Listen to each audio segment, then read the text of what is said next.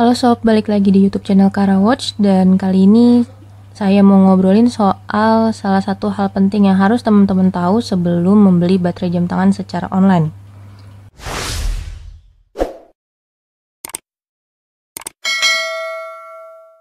Nah, di video ini kita mau ngobrol-ngobrol santai aja. Sebelum teman-teman memutuskan untuk membeli baterai jam tangan secara online, lewat marketplace atau lewat Instagram dan lain-lain, ada hal yang teman-teman harus tahu, yaitu berapa kode baterai yang dipakai di jam tangan yang mau teman-teman pasang nih baterainya. Kode baterai jam tangan itu ada banyak. Ini yang saya pegang cuma 2 contoh, itu 377 dan 371. Ada lagi 395, 364, kemudian 399 dan lain-lain, banyak. Belum lagi ada yang tipenya SR, ada yang tipenya LR, itu beda dari bahan penyusunnya. Nanti kapan-kapan kita bahas.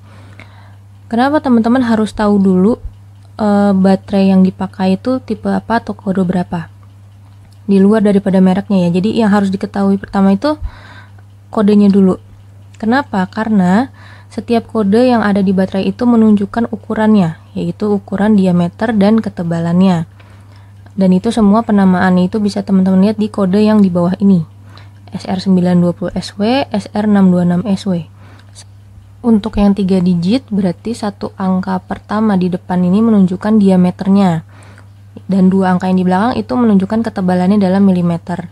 Kalau misalnya yang 4 digit seperti misal 2032, 2025, berarti 20 atau 2 angka di depannya itu yang menunjukkan diameternya. Nah, detailnya teman-teman bisa baca soal penamaan baterai standarnya gimana, itu udah kita tulis di blog atau website kita. Klik linknya, bisa ada di deskripsi. Jadi intinya setiap kode itu kan menunjukkan ukuran. Kalau teman-teman pakai kode yang berbeda dari yang seharusnya, tentunya nggak akan muat di jam tangannya dan jam tangannya nggak akan nyala. Itulah kenapa pentingnya mengetahui dulu kode jam tangan yang dipakai. Nah, terus cara mengetahui jam tangan kita ini pakai kode baterai jam tangan berapa sih gitu? Itu ada berbagai cara. Yang pertama, teman-teman bisa cek di buku manualnya atau di website jam tangannya. Tapi memang nggak semua merek itu menyertakan dengan jelas kode baterai yang dipakai apa. Kalau Casio itu ada semua lengkap di websitenya. Teman-teman tinggal masukin kode jam tangan Casio-nya berapa. Di setiap deskripsinya itu akan ada kode baterai yang dipakai berapa. Kalau Q&Q kita juga punya database-nya dari katalog penjual yang kita punya. Itu ada database kode berapa baterai yang dipakai di jam tangannya. Tapi untuk merek-merek lain memang tidak ada database-nya. Seperti misalnya fashion watch kayak Alexander Christie, Expedition, itu dia nggak menyertakan di websitenya baterai yang dipakai berapa. Biasanya kalau tahu tipe mesin yang dipakai, misalnya Movement Miyota YM92 atau apa, itu kita bisa bantu cari kode baterai yang dipakai berapa. Karena sebagai penjual kita juga nggak hafal gitu kode baterai yang dipakai itu berapa. Tapi kalau misalnya ini kak, kalau misalnya saya ke tukang jam nih mau ganti baterai jam tangan, kan nggak perlu tuh tahu kode baterai jam tangannya berapa. Ya iya, karena kalau belinya secara offline, tukang jam tangan pun nggak akan hafal setiap jam tangan itu pakainya kode berapa. Tapi kan jam tangannya ada di depan dia tinggal buka.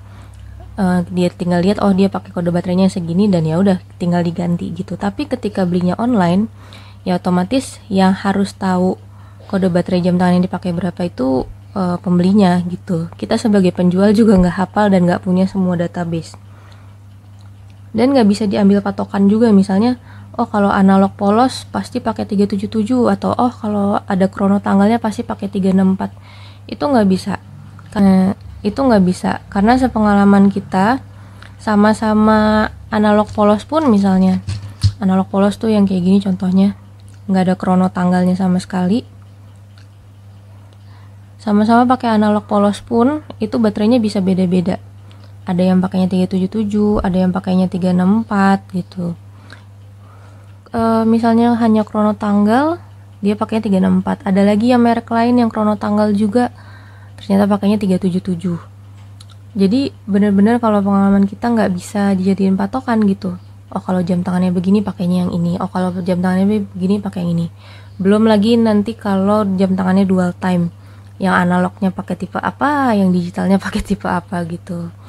Jadi ya kalau beli jam tangan online, pentingnya di situ teman-teman harus tahu dulu. Kalau misalnya nggak ada di manualnya, kita bisa tahu dari mana, ya mau nggak mau harus dibuka seperti ini. Bagian belakang jam tangannya dibuka, kemudian kita lihat nih baterai lama yang terpasang itu kodenya berapa, dan itu baru kita cari di toko online baterainya itu pakai tipe apa.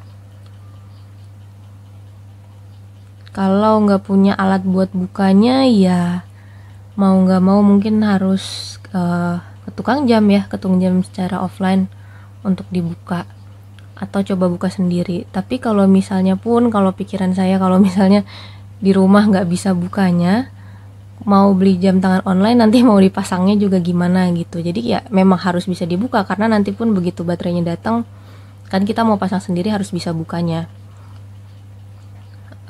Kira-kira itu yang mau saya obrolin hari ini. Mudah-mudahan bisa membantu teman-teman untuk memilih baterai jam tangan yang bagus untuk jam tangannya.